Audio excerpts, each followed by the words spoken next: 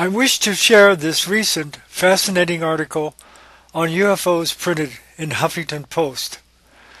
Over the past few months, between August 1st and October 15th, more than 100 UFOs have been seen along the India-China border, and the sightings have officials puzzled. The Times of India reported this week that yellowish spheres appear to lift off from the horizon on the Chinese side and slowly traverse the sky for 3 to 5 hours before disappearing.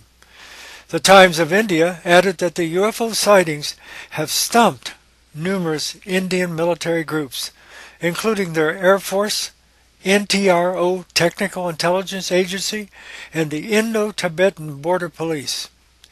Army officials in charge of the 2,100-mile border between the giant Asian countries have reportedly ruled out Chinese drones or low-orbit satellites, according to the Los Angeles Times.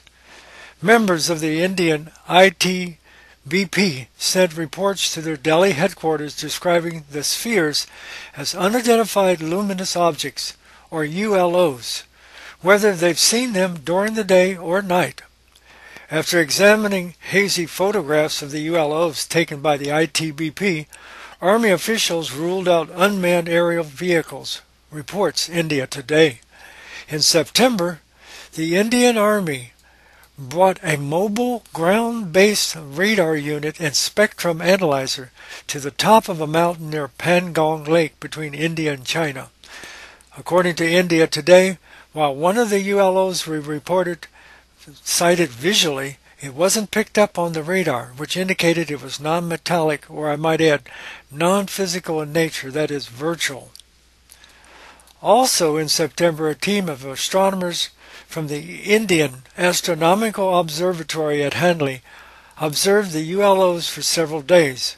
While they couldn't figure out exactly what the objects were, they ruled out meteors and planets. Even though scientists aren't sure what these ULOs are, they're not ready to consider them visitors from another planet. There is no evidence of the UFOs being of extraterrestrial origin.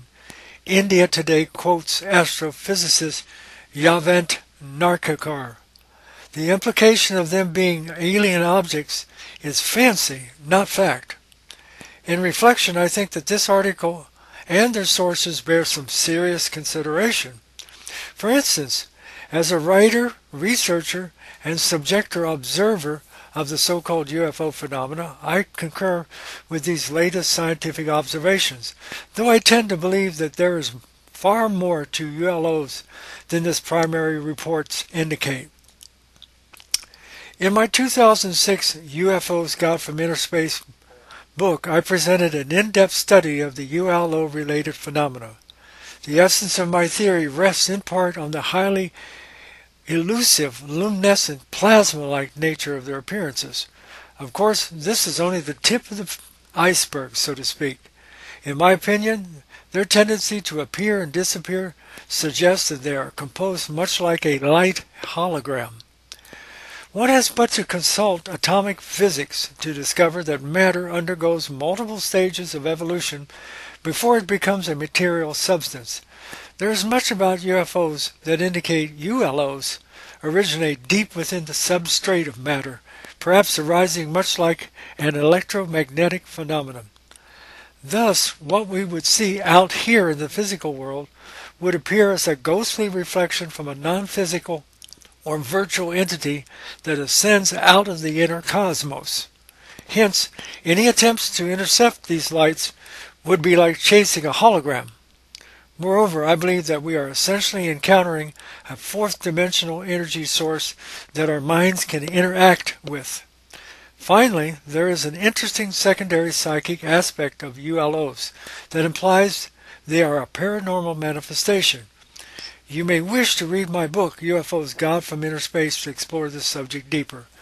Have a great day.